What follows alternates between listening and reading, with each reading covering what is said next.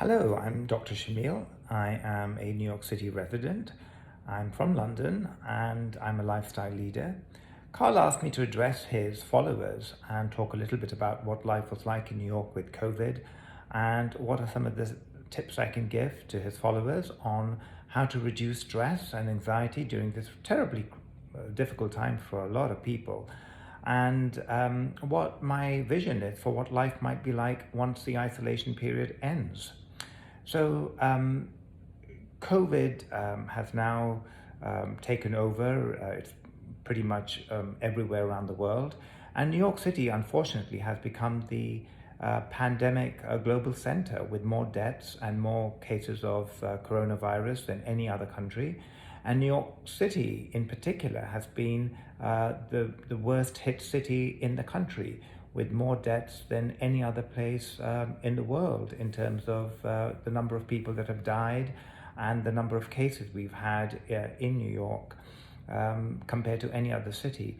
So New York is an incredibly lively place with so much life, and right now the streets are dead, and you see activity in Central Park, but on the whole it's pretty quiet. And we hope that life will resume sometime soon, where things might get back to being somewhat normal. So my background is I'm a chartered chemist. I'm also a doctor of sensory perception. And my focus is very much helping people achieve a sense of well-being, which is a balance between physical health and mental health, while remaining looking beautiful and being good to people around you and the environment. So one of the things that we are all suffering from during this COVID experience, COVID isolation, is maybe perhaps feeling anxious and lonely because we're alone. Now, lonely and alone, being alone, are completely different things actually. You can be around a million people and still feel lonely. But when you are alone, there's no reason to feel lonely because you have access to social media. You have access to so many different technology platforms that you can use to contact your friends and family and keep in touch. And social media gets a bad rap, but at a time like this, it can actually be really useful in connecting people and so on. So also during this isolation period, maintain a sense of normality as much as possible. So keep up with your routine, take a shower, wash your hair, condition your hair, style it, look after your skin, and go through your normal routine. And if you're a woman, put some makeup on, wear a fragrance, get dressed.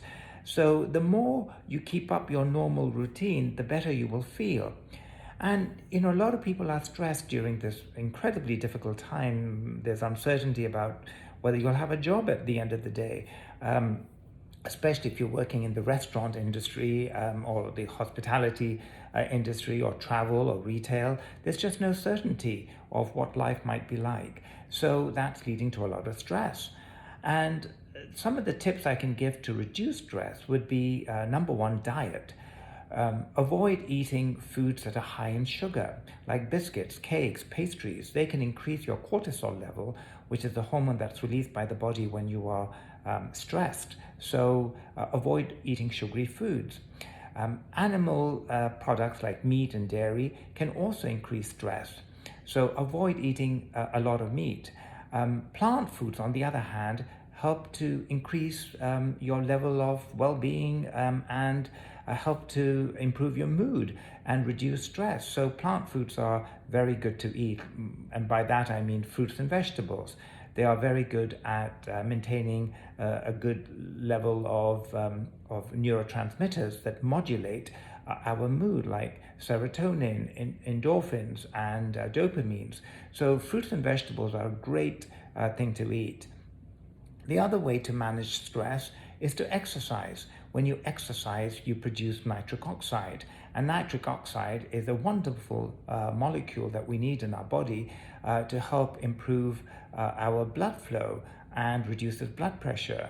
And it's great for sexual health of men. But it also has a whole host of other benefits such as helps to improve your sleep, it helps to improve your mood, it also helps to produce more testosterone, which is important for your anabolic processes. So exercise as much as you can. Now, I know we don't have gyms, but you always have the parks, you have the fields, you can go out and run. And if you don't want to go out, you can always do push-ups, press-ups.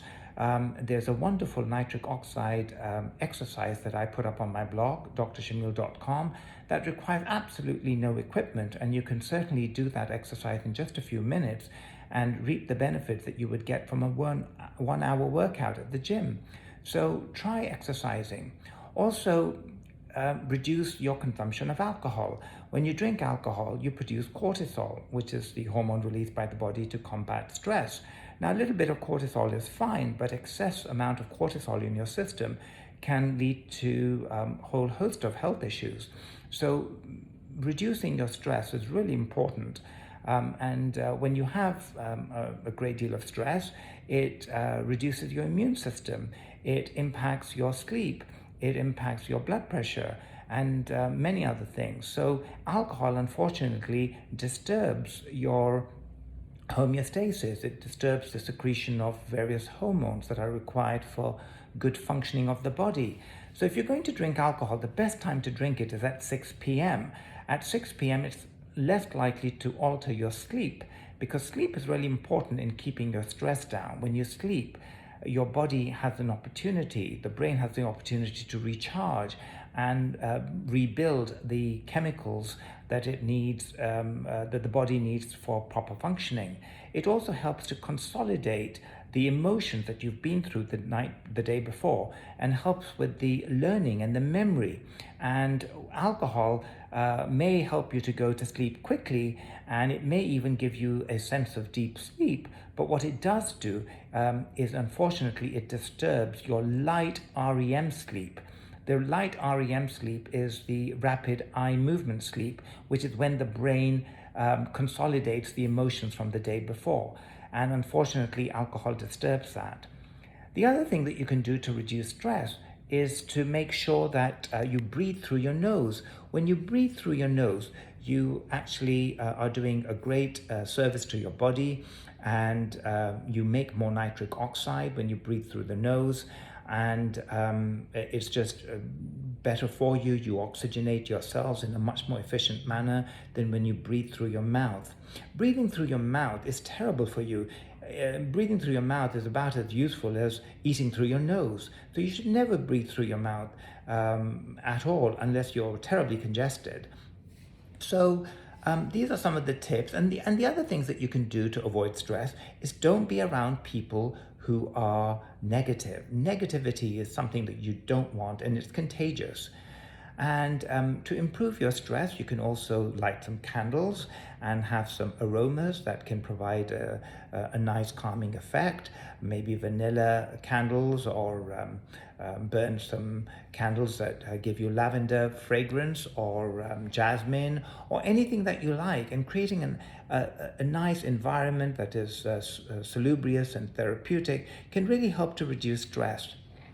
So hopefully this coronavirus isolation period will end, and we will return back to some sense of normal life, but things will never be quite normal. We may always have to wear gloves or masks, maybe not gloves, but certainly masks for a while. We may not be able to shake hands. People may not be eating out very much, and so they may eat more at home. There may be less travel abroad. People may take vacations within their own home country. Another thing that might happen as a result of COVID is that people might be more hygiene conscious, which is not a bad thing. And maybe people will be more faithful with their partners and not have extra marital affairs. And hopefully the level of STD incidents may go down as a result. So some of the things that might happen as a result of COVID could actually be positive. So I would say let's have an optimistic approach approach and a mindset, and let's be hopeful that things will return to normal to some degree, and let's use this opportunity in the meantime to reconnect with ourselves. So this is all I'm going to say for now. I wish you all well, stay healthy, and be safe.